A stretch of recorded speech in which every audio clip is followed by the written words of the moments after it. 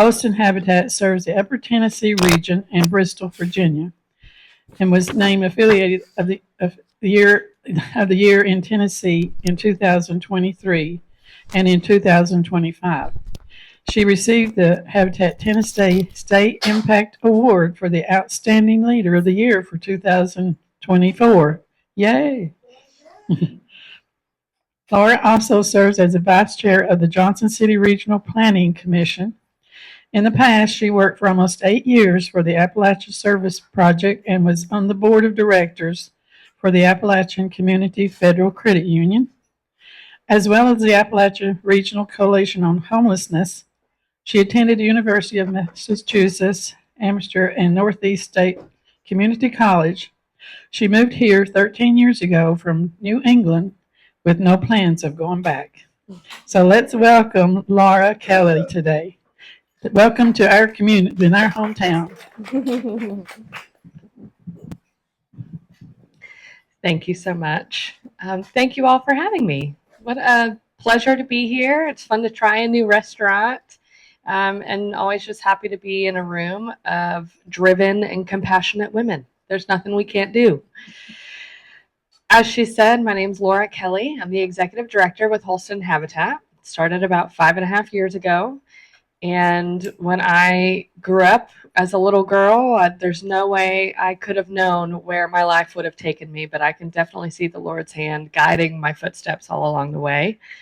I kind of came into this field of affordable housing by way of volunteering as a kid in a Methodist church youth group. We would come down to Appalachia for a week at a time in a mission trip format with Appalachia Service Project, or ASP. So ASP is based in Johnson City, but they work in 5 states. So I just loved that experience as a young teenager, getting to work in the hollers of West Virginia and East Kentucky and East Tennessee, and that just made a big impression on me. And then when I went to school at UMass, I spent my summers working down here in Hazard, Kentucky, in Logan, West Virginia, and in Grundy, Virginia. Just fell in love with the resiliency of Appalachia. And then, I got a liberal arts degree, major in poli-sci, minor in Spanish, which doesn't exactly give you a clear course forward. So I worked full-time for ASP, and then that really just opened my eyes to the needs of our neighbors and housing in this region. And here I am, now 13 years later. So that's a little about me. Holston Habitat for Humanity, we are one affiliate of many. So there are over 1,000 Habitat for Humanities across the country, and we work in 76 countries across the globe. So we are a global organization, and that means that our work looks really different across the world. So the work that we're doing here looks different than Mexico City, looks different than what they're doing over in Japan, which is just really fascinating. But the themes are all the same. The themes are land is expensive, housing is expensive, wages are not increasing, families are struggling to get their foot in the door to own a home that they can afford. So the mission of Holston Habitat is seeking to put God's love into action. We bring people together to build homes, communities, and hope. So if you remember nothing else, those are the 3 things. We're working on homes, communities, and hope, which is pretty simple. And our most famous volunteers, the late Jimmy and Rosalind Carter, definitely helped to put Habitat for Humanity on the map. They got involved 10 years after Habitat was founded. So they began in 1985. Habitat was founded in 1975. So we are celebrating our 50th anniversary this October across the country. And our affiliate locally was founded 41 years ago in 1985. So we are one of the first 100 affiliates across the United States. And we were co-founded by Miss Jo Morrison. Do y'all remember Jo Morrison? Just fierce advocate for the needy in our community. And Elizabeth Ann Hay. So those 2 ladies, kind of like you all, they got together and they said, we got to do something about people who can't afford a house, and they established this affiliate, and then here we are 41 years later having quite an impact.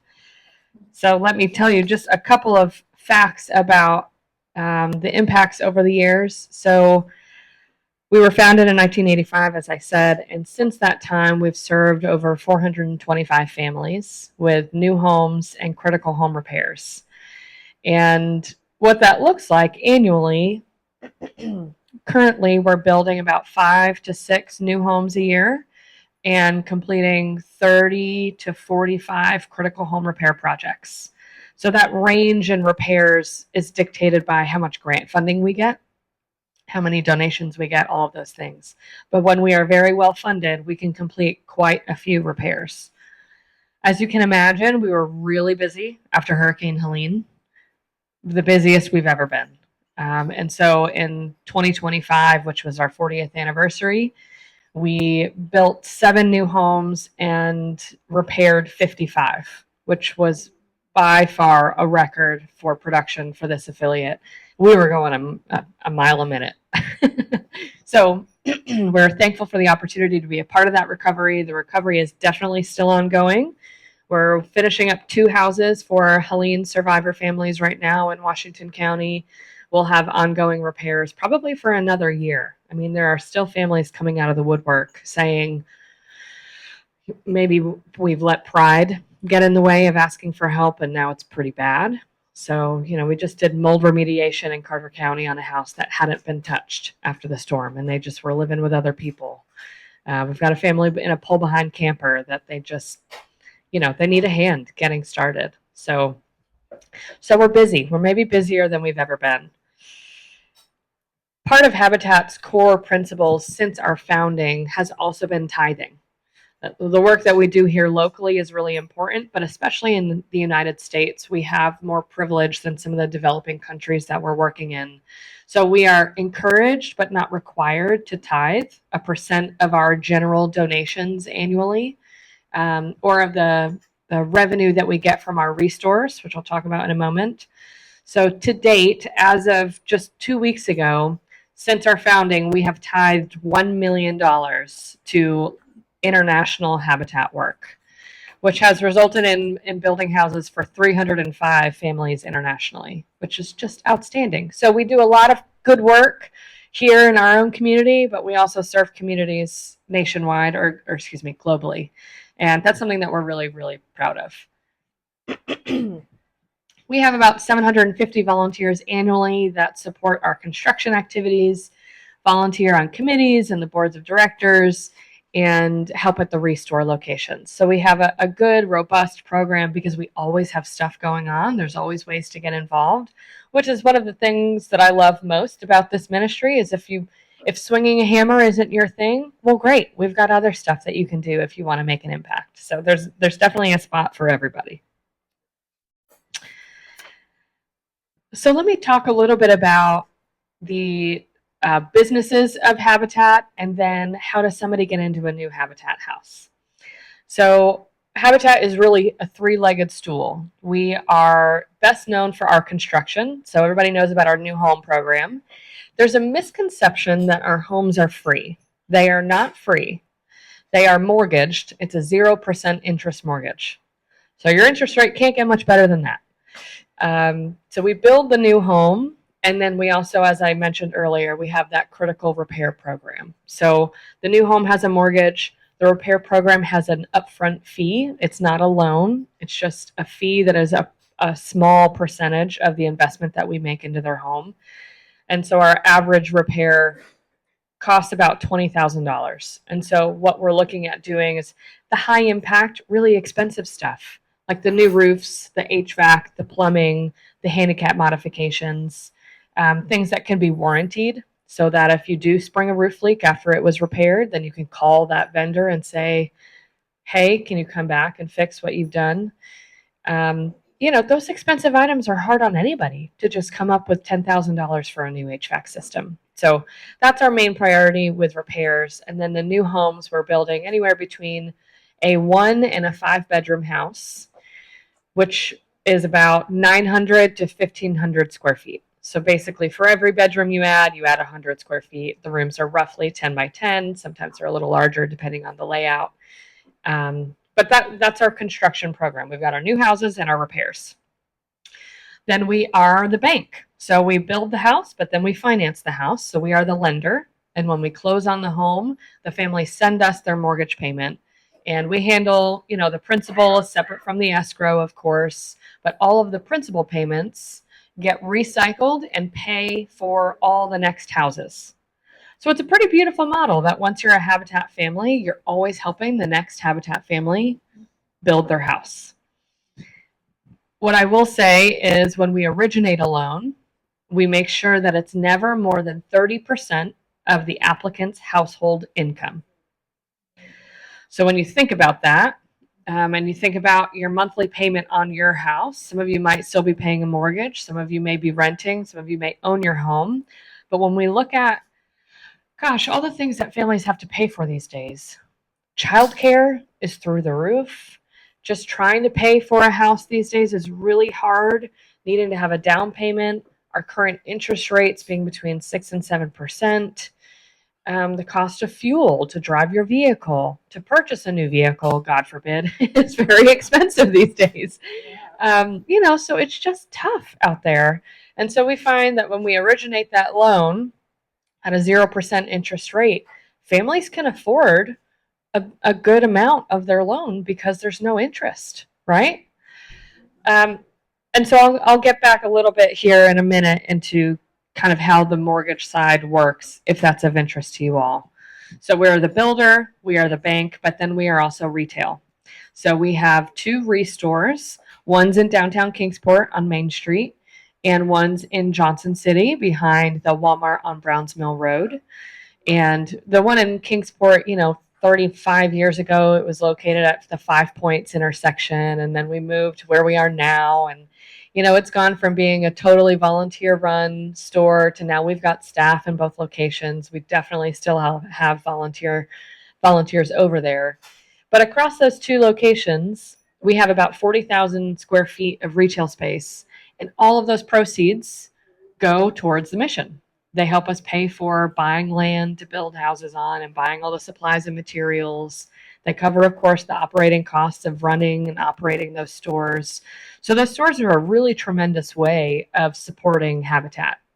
So if you're thinking about, swapping out your bedside table, or if you need some new knickknacks, some artwork, a new vanity, think about coming to the restore because we have lots of treasures over there. You never know what you're going to get when you walk in the door. I usually leave there at least with one thing in my hand. And then if you're looking for a place to donate, just know that it really is making a difference and going right back into building homes in our community. So builder, bank, and retail. And I think a lot of people don't realize that we are all 3 of those things. People think kind of like one side of the ministry, but they don't know it all. Why don't I pivot now to talking about how you qualify for a house, how you get into the program. So I laid a bunch of materials out on the table, and I'm going to look at this brochure right now, the homeownership program. And I just want to talk through a couple of those components. So the whole point of what we're doing is to help our lower income families get their foot in the door. And so our program is designed to serve people earning between 30 and 65% of the area median income. And these numbers come down from the federal government. They're published by the census and by HUD, the Department of Housing and Urban Development, every year. And so these are the figures that we reference when we decide the income levels. When you open up your brochure, you can see, what the minimum and maximum amount is in the counties that we serve. And so when you think about who are the people earning these income levels, when we look at Kingsport and Bristol, a 1-person household between $10,000 and $32,000. So we've got a lot of fixed income seniors who are looking for a home. They might be in subsidized housing. They might just need to leave where they are. We have a lot of people who are technically couch surfing, living with friends or family. That's not unusual. We see a lot of grandparents raising grandkids. A lot of single parents come through our program. And then when we think about what are the salaries in our region that look like this, some families are kind of juggling a bunch of different part-time work, but I can't tell you how many CNAs we've had come through the program, bank tellers, a lot of hospitality workers, Carter County cops currently in the program. So, these are hardworking neighbors. And part of what really discourages me is when we have this narrative in our community and across the country that is that when we make assumptions about who poor people are and how they got there and they made bad choices. And sure, sometimes any one of us can make bad choices, but I think we all know that we are all one emergency away from being homeless. You get cancer, you get in a bad car accident, you're medically bankrupt, So we see a lot of families who just need one hand up and then their lives are completely changed and they're stable. They just need a break. So a lot of what I try to do when I'm speaking to people like you and I'm working in neighborhoods where they don't really want affordable housing, I just try to remind them that, like, this is their cousin Jack. This is their neighbor Debbie. This is a normal person who's just trying to make it. So you can see these are the income limits. So when we qualify families, they're applying like a typical mortgage. We are a federally regulated lender, just like any other bank. And we're looking at, all of their background information. We do a background check and sex offender check and landlord check, all the checks you got to do. And we do home visits, and we've got kind of a matrix of how we decide who gets in the program. But I'll say it's extremely competitive because the need in our region is really tremendous. So we just had an open application period a month and a half ago, and we actually had less completed applications this time than usual, and we're not quite sure why that is yet, but we still had 90 mortgage applications for 12 spots. The last couple cycles, we've had 150 applications. So it might have just been summer break. People were out of town. They didn't see it. But we mailed out over 400. So we know all those people had expressed interest and were on the list. So when we're looking at, all the families struggling in our community, we know there's a tremendous amount of need. So how we kind of decide who gets the house, because that's a lot of people applying and not enough spots. So we're looking at their ability to pay their mortgage. So just, are they within our income guidelines?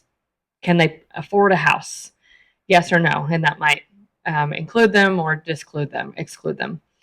Then we look at, are they willing to partner in the program? So I think part of why our program is so successful and we have a less than 1% foreclosure rate, which is really good, is because we have a very strong education component.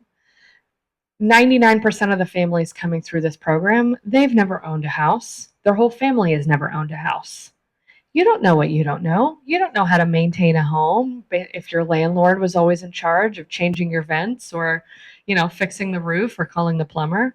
So we talk a lot about home maintenance, financial literacy, so how to budget really well for the oh shoot stuff that comes up and catches us all off guard when you own a house. Learning about what your insurance covers. We help them get this new asset named in a will. That way they can control what happens to it and probate doesn't have to get involved. What it means to be a good neighbor and all of those things. So I can't say enough how much the financial literacy piece is really important. So that's a part of every class. We go 8 to 10 weeks, depending on the time of year. So they've got to be able to pay the mortgage. They do the education piece. And then we're really big into sweat equity. So they volunteer on their own home. And so we call that the sweat equity piece. We require each household to complete at least 250 hours. So they have to do some on their own house. They've got to build their own house for 50 hours. And, if they have, if they need ADA modifications, we work with them to just make sure that everybody's comfortable. But we just find that there's that real sense of dignity and empowerment when you get to be on your own work site and you get to build your own house. I mean, how cool is that? And then you leave learning and feeling a little bit more comfortable on how to tackle problems that inevitably arise. And then there is the pride component. You get to say, I built my house. They help to build the other Habitat families' houses. They volunteer at the restores. They attend groundbreaking and home dedication ceremonies. So they're really involved. This is not a turnkey process. And that might be obvious by now, but this is at least a 12-month commitment to really invest in themselves and make sure that they're ready. So when people think, Johnny is homeless and he needs a house, I want to be a solution for Johnny, but sometimes you need to learn the skill set. You need to get prepared and be in a little bit more of a transitional space as opposed to being actively homeless. Do you know what I mean? Like, owning a house is a lot of responsibility. You've got to be able to pay your bills and pay attention to your mail and just have enough structure in your life that you're ready for that responsibility. So not, there's exceptions everywhere, but when people say, can you help more homeless people?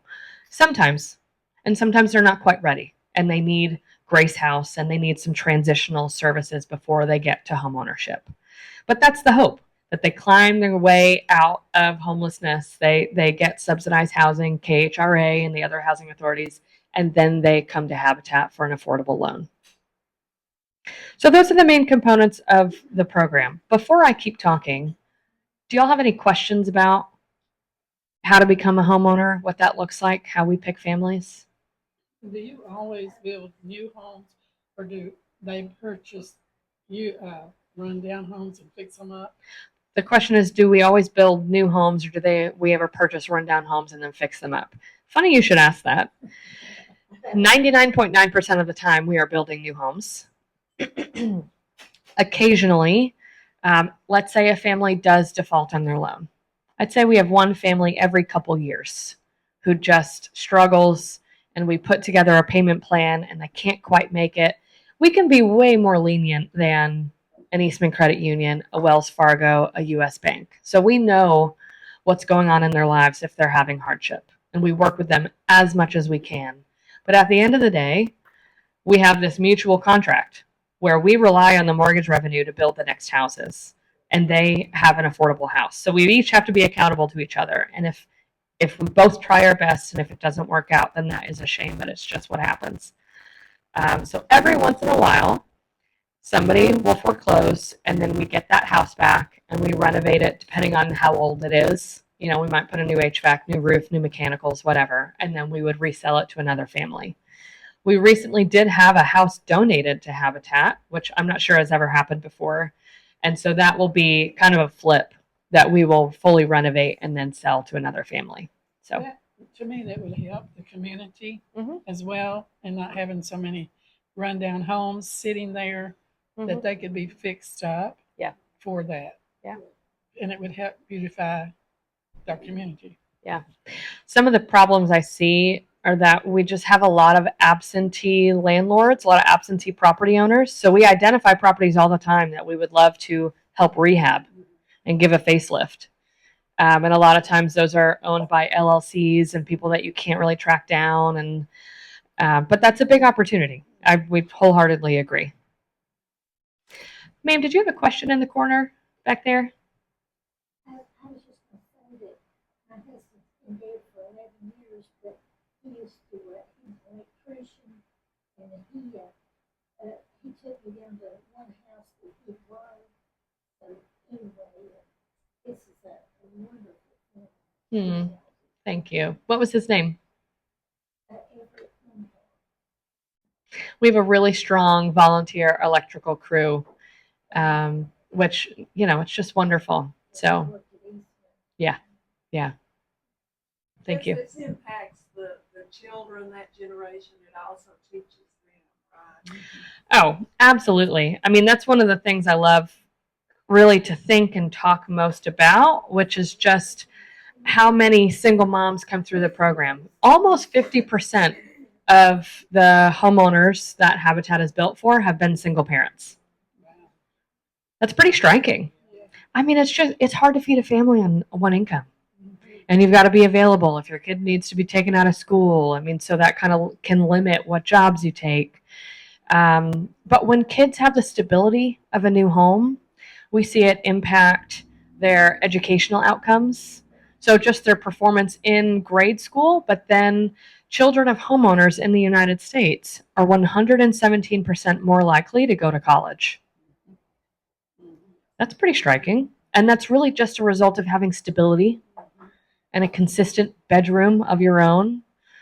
It's transformational. So we look at the the educational outcomes, the job outcomes, the health outcomes. One of the things that excites me the most is thinking about eliminating the things that are make you slip, trip, and fall. I mean, all of us are mortal here, right? And so if we slip in a doorway, that can really change your future, right? So having wide doorways, building handicap accessible everything so that if something does happen, then you can comfortably be in your house with a walker and a wheelchair, and that can happen to any of us, you know? And then we hear a lot about people living in situations where there's water leaking and mold developing. So then you've got respiratory illnesses. So your house is making you sick. So there's so much to be said about the environment that we live in and the way that it can either support us or really be devastating. Let's see. I talked about that. And I guess what I'll say about some of the families we see coming through the program right now, it's just they're making impossible choices. When you have a limited income, you're choosing, okay, my car is breaking down and I really need to get to work. Do I invest in my car or do I buy my medication this month? My kid needs a birthday present. Ugh. Do I buy my kid a birthday present or do I pay the utility bill? You know, we're just juggling. And with the percentage of Americans who have, you know, above $25,000 in credit card debt, I mean, people are in tough shape. So again, that's why I come back to this place of compassion of these are not poor neighbors who've made bad decisions. It's just hard and they're doing their best. Let me tell you a little bit about how we pay for everything, you know, where our revenue comes from and how we make it all work. Like any nonprofit, you're a little scrappy. So one of the things I'm thankful for is that we have diverse revenue, which makes us pretty stable. You know, if we have a slower year income-wise, then that just means we slow down construction. And if we do really well, then we scale up construction. So we have the ability to kind of control our expenses pretty well here. But how we fund our houses, we have our restore proceeds, pretty significant amount, our volunteer labor. So about 80% of our homes are built, or rather, I should say it this way. When you have 100% of a house, 80% of the labor is done by volunteers and about 20% is hired out. So we're hiring out the plumbing and the roof and the drywall. We all think we can do drywall. We can't actually do drywall very well, and you need that to look well. So we just hire that out. You know, we can paint and install trim, but we hire out the drywall. You know, and we have a professional come in and pour the concrete. So, but think about the savings on having just volunteers helping you build your house. It comes out to about $80,000 in labor saved per property, which is how we can make that work. So we're just so thankful for all the churches and volunteers and civic groups and just people in our community who come out and give their time and talent to help us build these homes. Fundraising, partnerships, donors and sponsorships make up a considerable amount of our annual revenue, so that's really important to us. The mortgage payments, so that principal component of every monthly payment going towards the next Habitat house, that brings in about $25,000 a month for us, which is really significant. We have about 95 mortgages that we manage right now. And then we have some special events and grants. They also help to fund the program. We actually are not currently in the United Way agency. We have been in the past. And some of that is just because we were a little short-staffed, and it takes some work to be in United Way agency. But we'll get back in the cycle in 2027. Yeah. We work pretty closely with their team, as you can imagine. So I want to point you to some upcoming projects. After just having our most successful year ever in our 40th anniversary, where we served 59 families, we are now headed into our largest project ever, which is our first planned neighborhood. So we acquired a piece of property from the city of Johnson City a couple years ago, and they conveyed that to us free of cost. And I tell you, if they didn't do that, this would not be happening. because the amount of money it takes now to buy a piece of property and then to develop a road and the site infrastructure, it's intense. And as you're a nonprofit and we're not putting that extra expense on the home buyer, we just have to fundraise and make it happen, right? So we got this piece of property donated. So we broke ground in July, just last month, and we're putting in the road infrastructure. And we will build 12 units of housing and then a small public park over the next 2.5 years. And I'm just so excited. It's so good. So we're qualifying the families for that neighborhood now. And I just can't tell you enough, we've got a couple single moms. We've got a grandmother raising her granddaughter. We've got a single dad, a Carter County cop. It's just going to be really, really wonderful. So I brought just a handful of packets. I wasn't sure how many people were going to be here, but you can see the top page of the packet. This is the plat. So there are 8 lots, and a couple of those lots are duplexes, which is how we get to the 12 units of housing total. If you duplex, I might need that. Well, yeah, it's an entry-level ADA duplex. We're building one bedroom duplex and then 3 2-bedroom duplexes, and then we'll have a couple 2, 3, and 4-bedroom single-family houses. So we're excited about the different designs, the different types of families that will live there, having a little public park. So again, this is just the layout. It's a little cul-de-sac, and I live in the Tree Streets neighborhood in Johnson City. And if you're familiar with that neighborhood, similar to just above Church Circle downtown, there's some cute houses. And so I just walked around and I thought to myself, how can we take some of these cute little features and add them into our neighborhood while still keeping it affordable for us to build? And so, these are going to be dignified, good little homes that any of us would be proud to live in. So just excited for what this will mean for the community. They're not all the same.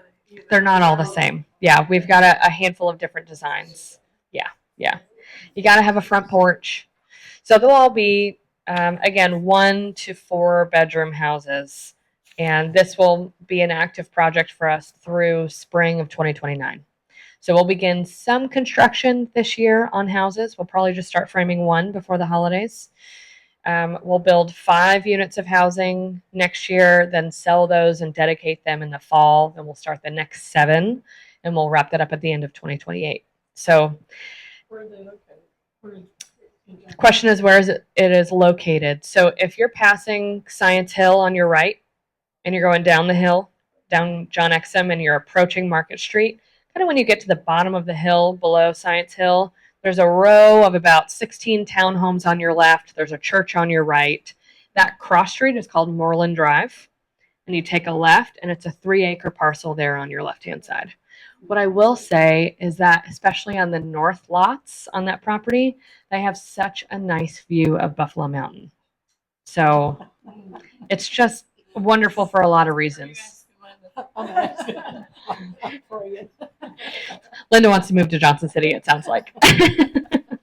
So this is our largest project ever. It's something that we're definitely proud of, but we need to raise $1 million.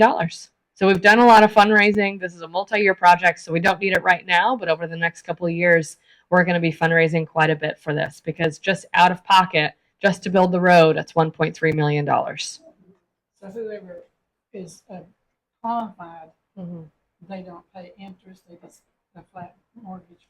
Yeah, let me revisit the mortgage model. So I mentioned it's a 0% interest mortgage. So let's say the house appraises for $250,000.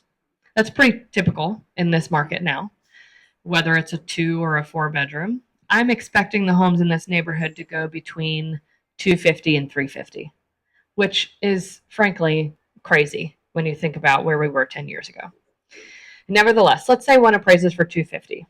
Amy comes through our program, and we look at her income, and she can only afford about $200,000. Sometimes we have families that can't afford the whole thing. We do that on purpose. That's okay. So then what happens is Amy would pay a $200,000 mortgage so that we can keep it at that 30% of her income every month and it doesn't get higher than that.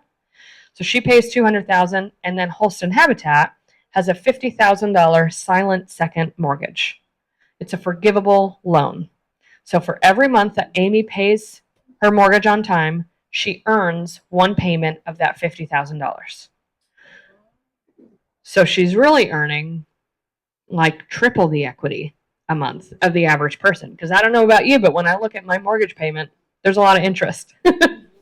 So it's really transformational for these families to so quickly be able to earn a lot of equity.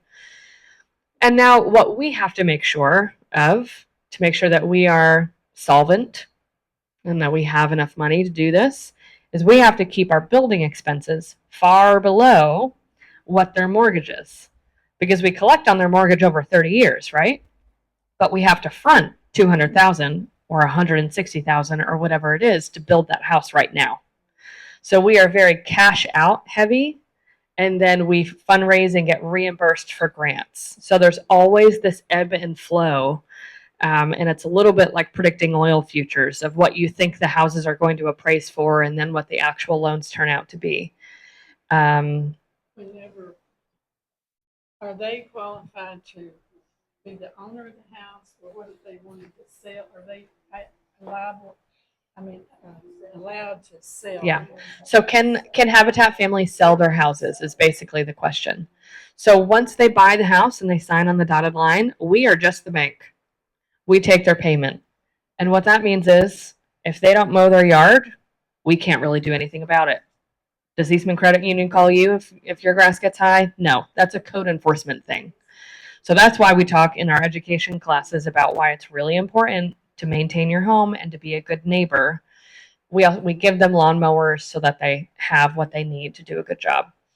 But can they sell their house? Yes. Now, in Amy's situation, part of what protects Habitat is she's got that $200,000 mortgage and that $50,000 silent second, right? So if she sells that house, she owes us the remaining $50,000. So it doesn't make sense for her to sell her home right away because she would have to pay that back and she wouldn't make any money on the transaction. So that just reinforces and helps families stay in their homes, which is the whole point. But we find that there's a lot of temptation out there. There's a lot of predatory lenders who will offer these flashy offers. And if a family's in a tight spot, they're going to go for it. So, but again, you can't do better than 0% interest, right? You can't refinance that, you know? So they can sell their houses. It happens every once in a while. We built a house for Megan in Bristol a couple of years ago, single mom, young, and she wanted to move to Northern Virginia and go to grad school with her boys. And so she sold her house 2 months ago.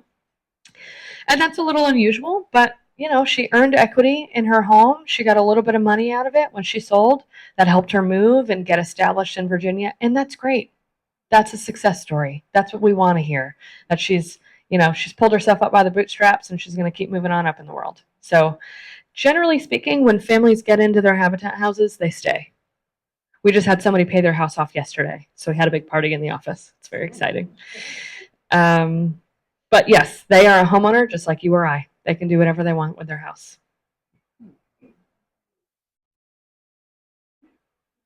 Good question. Any other questions about? Yeah. No, I just want to say, the whole bridge out there, Birch Street, and they talked about how long things they go with that. Yeah. I love that. It's fun to have just the little signs of Habitat around town, And I especially love it when they keep the house up.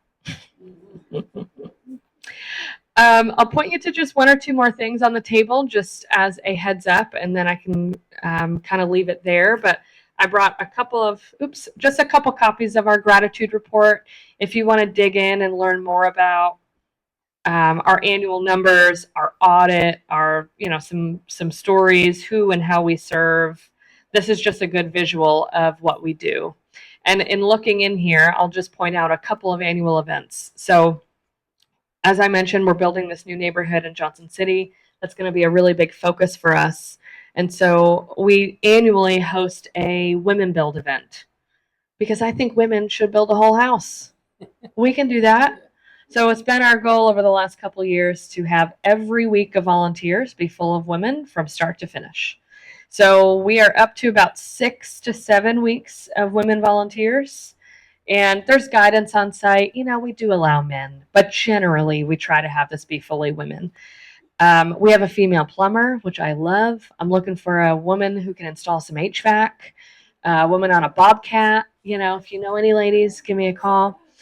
But it's just a really empowering event that we host annually because I don't know about you, but there are tools that I never had the opportunity to use. A lot of women just haven't had exposure to a construction site or using a drill or using a saw.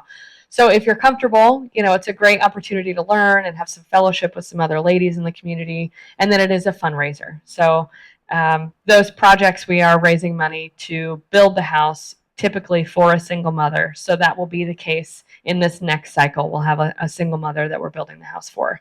So that'll be coming up next spring. And that'll be a big focus. And then we'll have another pickleball tournament next year. So it's called Rally for Roofs. That's just really fun. We have it across all 3 cities in the Tri-Cities. We have a couple hundred participants, and we partner with Eastman Recreation to put that on. And then all of those proceeds help to build the houses. So we've got a couple of events coming up. But I do want to point to also something that's very exciting that we've been working towards for, 15 years, which is getting our first ever office. So we've been in the former parsonage of Colonial Heights Presbyterian Church for 41 years. And that's been great. But we outgrew it, which is a good sign. We had enough staff and enough stuff that we didn't have another square inch because it's probably 1,300 square feet. And we have now 11 program staff members and a lot of files. So we really outgrew the space. We just purchased a property about 6 months ago on Wilcox Court. So if you're familiar, over by Eastman, Wheeler's Bagels and Do Good Goods and EMS is over there. It's kind of like a commercial cul-de-sac. So we bought a former HVAC business building at the end of that cul-de-sac. Is there a chiropractor in there? Right next door to that. You know my neighbors better than I do. We just moved in last week, so so we're having a ribbon cutting. There's a couple of graphics of that ribbon cutting. So that's noon on September 10th. If you want to come check out our new digs, it's a blessing. We've got more than enough space, and that's a wonderful thing for a nonprofit. We're used to operating with barely enough or never enough. So this should last another 41 years, and then we'll move on to the next one. Yes, dear. Are you, your Habitat for Humanity, that you're just local, right? Correct. There's a national and there is an international. Correct. We represent local. What is the local area? Great question. So yes, we are just Holston Habitat for Humanity. We serve Sullivan, Carter, Washington, and now Unicoi County. We absorbed Unicoi after Helene because there was an itty bitty affiliate that was volunteer run, but was basically dormant for many years. So we absorbed Unicoi County, and then we do serve just Bristol, Virginia, the city of Bristol, Virginia. So for our Habitat affiliates, that's actually pretty large for a service area. Many are just one county. So it means we have a lot of places to work and a lot of relationships to maintain and build and just a lot of people to serve. So we're kind of the greater Tri-Cities area. Great question. Does the state of Virginia have a program like that? They do, but I will say that we get asked very frequently to expand in Southwest Virginia because Southwest Virginia really does not have many housing programs and they don't have a Habitat presence. So we'll see what the future entails. There's a state organization for Habitat in each state, and they kind of guide new affiliates to get started. So I believe the last one in Southwest Virginia is in Tazewell County. So that's a couple hours north. You think about how to help Habitat. I know you already have missions picked out, but there's something all of us can do, right? So think about the restores. when you're looking to replace an item or donate an item from your home. And that also means, when you're doing renovations, don't take a sledgehammer to your cabinets. We'll come and take them out, and that's the fastest fundraiser we've got. We can sell a set of cabinets for $2,000 within 2 hours. So think about that. We can help with that. So think about the restores, and then just talk to your friends and family about Habitat's work. This neighborhood is a really big project, and we'll just need support in a lot of different ways. We just need people talking about housing, because what that does is it reminds our local leaders that we need land, we need money, we got to figure this out together. It's going to take the whole region to figure out how can we get more starter homes that regular people can afford. We're just a piece of the puzzle.